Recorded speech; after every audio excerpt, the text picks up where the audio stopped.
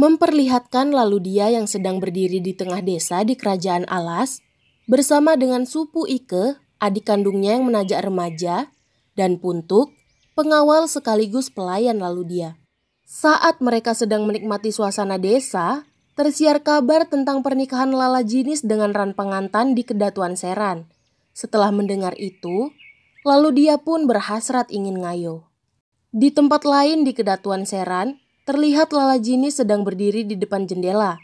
Lala Jinis melihat keluar sambil memikirkan tentang pernikahannya dengan Ran Pangantan yang tidak diinginkannya. Di dalam hati, Lala Jinis pun berucap, "Betapa batin ini sangat menderita, tiada daya memberontak pada kondisi dan keputusan yang sudah ditetapkan.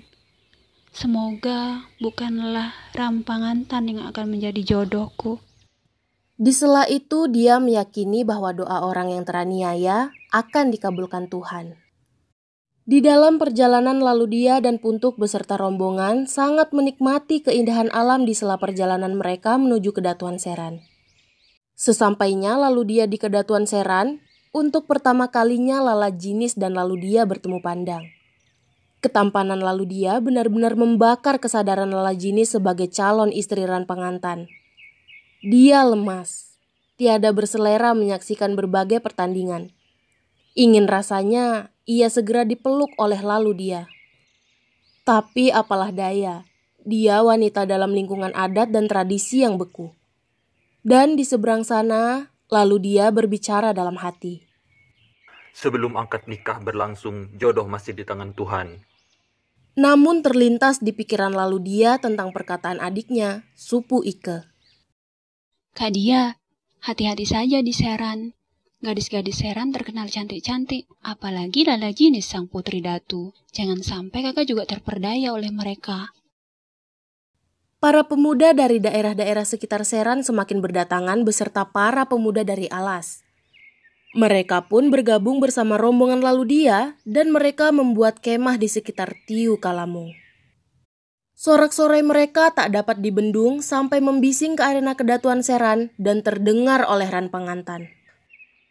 "Sepertinya ada 2 lokasi keramaian di Seran." Ran Pangantan pun memerintahkan penggawa Seli. "Penggawa, cepat ceritahu siapa yang sangat berisik di sana." "Baik, Tuan." Sampailah penggawa Seli di Tiu Kalamung dan melakukan percakapan kepada rombongan tersebut. "Mohon maaf saudara-saudara, Ran Pangantan memerintahkan saya untuk mengetahui siapa kalian dan mengapa kalian menimbulkan kegaduhan di daerah kami." Maafkan kami, penggawa. Kami dari Alas datang ngayo menyaksikan dan memeriahkan Kedatuan Seran yang berhalat mengawinkan Lala Jinis dengan Ran Pangantan. "Tapi mengapa kalian segaduh ini?" Maaf, penggawa. Itu sudah ciri kami orang Alas. Wujud keriangan dan kebahagiaan kami bisa datang ke Seran. Semuanya demi memeriahkan suasana. Kami selalu memainkan gong genang, bagiru, dan basaketa. Kami bermaksud baik. "Baik menurut kalian, tidak baik menurut kami." Tapi orang-orang Seran, banyak yang senang datang menonton kami latihan. Sambil berbalik pulang, penggawa Seli berucap, "Siapa pemimpin kalian? Akan saya laporkan pada Ran Pangantan." Lalu dia, terserah penggawa kalau mau melapor, karena kami juga ingin dikenal oleh Ran Pangantan. Jawab Puntuk pada penggawa Seli yang sudah membelakang karena kesal. Mendengar laporan penggawa Seli, Ran Pangantan terdiam sejenak. "Seharusnya mereka diberi pelajaran, Ran Pangantan, karena mereka terkesan angkuh meskipun mereka bermaksud baik." "Sabar, penggawa. Kita tantang mereka dengan cara terhormat. Sebentar lagi saya akan melepas lajang. Jangan menciptakan pekerjaan sebelum pekerjaan yang dihadapi selesai. Akan buyar semua rencana indah itu kalau terjadi konflik dengan mereka. Ada cara dan usaha lain yang kita tempuh untuk mempermalukan mereka." "Dengan cara apa, Ran Pangantan?" "Begini, tantang mereka bermain sabung ayam. Tawarkan taruhan semampu mereka. Lebih banyak lebih baik. Kau tahu kan, si Ijo Kurobawi Ngamuk belum pernah terkalahkan. Saya yakin kita akan memenangkan pertandingan. Mereka akan pulang merunduk ke Alas. Tawarkan begitu kepada mereka." Tanpa menunggu perintah yang rinci, penggawa Seli segera melesat menemui rombongan Kedatuan Alas di dekat Tiu Kalamung. Melihat kedatangan penggawa Seli seperti terburu-buru, mereka terkesiap. Saudara-saudara dari Alas, Rampangan Tan menawarkan pada saudara-saudara untuk bertanding sabung ayam besok. Siapkan taruhan kalian, akan disaksikan oleh seluruh masyarakat Seran dan seisi istana. Besarnya taruhan tergantung pada kemampuan saudara-saudara. Lebih besar lebih baik. Tanpa basa-basi, penggawa Seli langsung berbalik kembali menemui Rampangan Tan. Sepeninggal penggawa Seli, lalu dia mengumpulkan seluruh anggota rombongan untuk menyusun siasat dan strategi. Tapi tak ada keputusan siasat kecuali menyusun tata cara rombongan mendatangi arena pertandingan, lalu dia pun berucap, Kita harus menciptakan suasana agar rombongan dari Alas menjadi terpandang dan simpatik di mata masyarakat Seran. Kononlah di antara kita yang terkenal tampan dan gagah ini, tak ada yang mampu melundukkan hati para perawan tanah Seran. Menghadapi Rampangan Tan, biarlah saya sendiri. Karena ada sesuatu yang kupertaruhkan. Tidaklah elok kalau kalian yang berhadapan langsung, meskipun kalian lebih kuat. Selepas lohor keesokan harinya, barisan lalu dia dengan rombongan mengayunkan langkah menuju arena. Gero dan Saketa menggairahkan semangat. Sepanjang lorong-lorong kampung, masyarakat berjejal-jejal ingin menyaksikan para taruna dari Alas. Sebaliknya di pihak tuan rumah, Rampangan Tan, raut muka mereka seperti tertutup mendung kelabu. Tiada senyum yang biasanya ramah. Muka mereka memancarkan dendam yang terbendung. Tapi kiranya bukanlah dendam. Mereka merasa rendah diri tersaingi oleh pamor dan pancaran simpatik lalu dia dan rombongan. Mata para puteri bangsawan dan gadis-gadis Seran lebih tertuju pada taruna dari Alas. Penggawa Seli pun berbicara. Pertandingan dengan taruhan yang besar. Ijo Korobawi Ngamuk, milik Rampangan Tan melawan Putih Malino, milik lalu dia dari Alas. Saksikanlah, saksikanlah. Teriakan pengumuman penyelenggaraan membahana dan menghentikan langkah Puntuk menemui Rampangan Tan. Sebetulnya, Puntuk ingin menggoda Oneng. Dua juru sabung masing-masing pihak sudah bersiap di arena. Rampangan Tan saling berlawanan arah hadap dengan lalu dia. Mata mereka tertuju pada dua ayam sabungan di arena. Pada ronde pertama, ayam Putih Malino terkesan lemah karena lebih banyak digempur oleh Ijo Korobawi Ngamuk. Putih Malino lebih banyak menghindar daripada menggempur. Lalu dia mengelus Putih Malino sambil mengucapkan lawas. Putih Malino Liseno, totang jangi mujagoe, kalah nan ilak tawalas. Namun pada babak kedua dan ketiga, si Putih Malino berada di atas angin. Pada hitungan menit berikutnya, si Ijo Korobawi Ngamuk sudah menggelepar dan meregang nyawa. Lagi-lagi Puntuk menyelinap di tengah keramaian pergi menemui Rampangan Tan. Dengan kesal, Rampangan Tan menyerahkan pundi kemenangan lalu dia kepada Puntuk. Keesokan hari, Lala Jinis dan Oneng pergi ke Tiu Kalamung untuk bertemu dengan lalu dia dan Puntuk. Di saat menuruni tebing, Lala Jinis dan Oneng bertemu Puntuk yang sedang menuntun kuda turun ke kali. Puntuk menarik napas dan menegur. Silahkan Lala, apakah hadiah kemarin masih kurang? Aduh Puntuk, justru kami datang menemui lalu dia untuk memberi hadiah. Silahkan, mohon maaf atas kelancanganku. Lalu dia sedang berada di gubuk, silahkan lewat sini. Puntuk langsung turun ke kali memandikan kuda. Setelah beberapa lama, lalu dia pun memanggil dan berbicara. Puntuk, jangan terlalu lama memandikan kuda, nanti kedinginan. Ya, saya sudah selesai. Puntuk pun masuk ke gubuk. Di dalam gubuk, lalu dia dan Lala Jinis saling mengurai isi hati. Oneng duduk agak menyudut menjadi saksi ikrar janji dua insan kasmaran. Nanti menjelang malam kita menjemput kedua mereka ini untuk bersama ke Alas. Di sisi lain Puntuk berbicara kepada Oneng sambil sedikit menyentil. Apa Oneng juga menerima saya? Setelah berbincang-bincang tentang rencana pertemuan di kediaman Lala Jinis kepada lalu dia, Oneng bergegas pamit bersama Lala Jinis. Hari sudah terik mendekati lohor. Sampai malam tiada senda gurau di antara mereka. Seperti mereka tenggelam dalam hayal yang beku.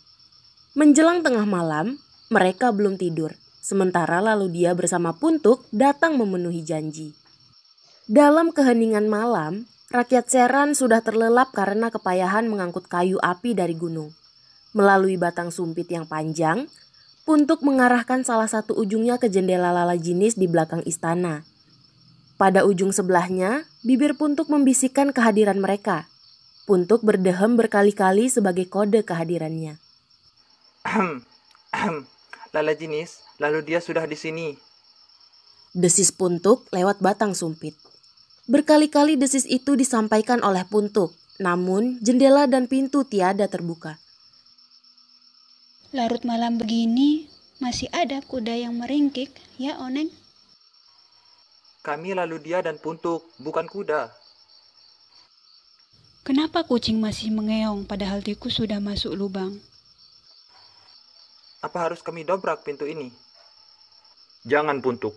Malam ini kita pulang saja. Dengan sengaja mereka menghentakkan kaki ke tanah dan getarnya terasa dalam bilik Lala Jinis. Mereka pulang ke pemondokan. Esok paginya setelah mandi dan berkemas, lalu dia dan Puntuk menghapus kesal dengan menyumpit burung di sekitar kampung. Di dalam lapangan pusat keramaian Kedatuan Seran, banyak anak-anak bermain layang-layang. Istana Lala Jinis berdekatan dengan lapangan. Nampak jelas sosok Lala Jinis dan Oneng asyik menonton anak-anak bermain layang-layang. Tanpa menyadari keberadaan dua sosok gadis di seberang lapangan, lalu dia bersama Puntuk asyik memilih burung yang mungkin dibidik di atas dahan. Sebaliknya, yang di beranda istana, matanya mengikuti kemana lalu dia dan Puntuk berjalan, sampai pada suatu saat, lalu dia meniupkan sumpitnya, kena seekor burung. Balam yang besar melesat ke angkasa bersama anak sumpit lalu dia, lalu menukik jatuh ke tanah, tepat di hadapan Lala Jinis. Dari kejauhan lalu dia melihat atraksi itu, menjadi malu untuk memungut sendiri balam tersebut. Lalu dia meminta tolong seorang anak yang sedang bermain untuk pergi mengambil burung tersebut. Namun, Lala Jinis berkata pada anak tersebut, Sampaikan salam saya kepada tukang sumpit itu. Jangankan balam ini, penyumpit balam ini juga adalah milikku. Segera kembali ke sana. ucap Lala Jinis sembari tersenyum. Dengan tangan kosong anak kecil itu kembali membawa kata-kata Lala Jinis. Setelah mendengar perkataan tersebut, lalu dia pun berkata, Puntuk, ayo kita pulang saja ke alas. Sudah 2 kerugian kita. Entah kebohongan apa lagi yang akan kita terima. Siang itu juga derap kuda lalu dia bersama Puntuk terpacu ke alas menyaksikan kepulan debu sepanjang jalan. Ketukan pintu istana alas di malam buta menghentakkan Supu Ike dari tidurnya. Tanpa basa-basi pintu dibukakan karena dia tahu kalau kakaknya sedang kasmaran. Ketika Puntuk sibuk membuka pelana dan mengurus kuda, lalu dia langsung masuk kamar. Ketika sarapan pagi sudah siap, lalu dia masih di tempat tidur, tidak mau sarapan. Puntuk sarapan sendiri di dapur sambil menjelaskan apa dan bagaimana sebenarnya yang terjadi di Seran. Dengan nada sedih, Supu Ike bergumam sendiri. Sudah kuberitahukan sejak kakak mau berangkat, apa dan bagaimana sifat dan sikap gadis-gadis Seran. Andai kata uang kemenangan kakak dibawa pulang, bisa kita sedekahkan pada fakir miskin. Puntuk juga tidak berkata apa-apa, asyik menghabiskan jatah makanan yang ada. Sepertinya dia tahu kalau lalu dia tidak akan mau makan sampai nanti malam. 2 gadis dari jauh mampu menebus area alas sampai ke pintu istana di malam buta menjelang dini hari. Debu dan lumpur menerpa kaki dan pakaiannya. Mereka mengetuk pintu. 2-3 kali suara mereka mengetuk pintu. Getaran suara menyetakkan lalu dia dan Puntuk. Mereka merasa kenal benar dengan suara itu, namun tidak ada yang beranjak mau membuka. Puntuk, kuda siapa yang menyepak pintu? Lalu dia berujar. Lalu membisikkan Puntuk jangan dulu membuka pintu. Saya Lala Jinis dan Oneng, mohon dibukakan pintu. Bukan kuda, lalu dia. Aneh, kucing siapa lagi yang mengeong? Tolong jangan ungkit itu lagi, Puntuk. Bukakan pintu, kami sudah menderita. Supu Ike tergerak membuka pintu. Naluri kewanitaannya tidak tega mendengar wanita yang memelas di balik pintu. Begitu pintu terbuka, dua sosok itu langsung ke kamar lalu dia. Supu Ike terdiam sebisu batu. Lala Jinis melesat lalu berlutut mencium jari tangan lalu dia yang tergolek di tempat tidur. Puntuk bangun sambil menembang lawas. Dalap let bau tu ukir, ate no bau tu sanga, panto lala datang diri. Masyarakat alas tergetar. Mereka bersiap akan apa yang bakal terjadi. Terbayang betapa galaunya kedatuan Seran kehilangan calon pengantin putri. Sebuah aib yang besar dan berat.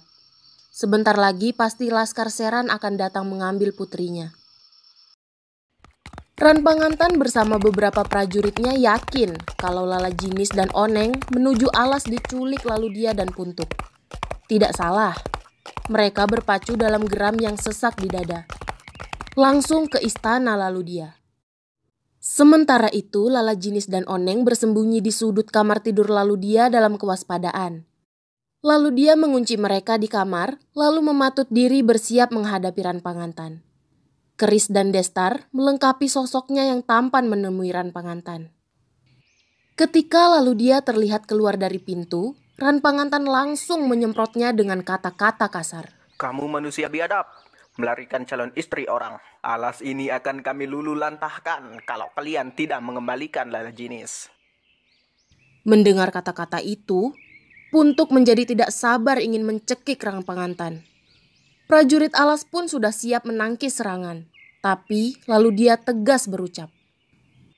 Kalian semua tidak boleh bergerak, kecuali mereka mulai menyerang kita.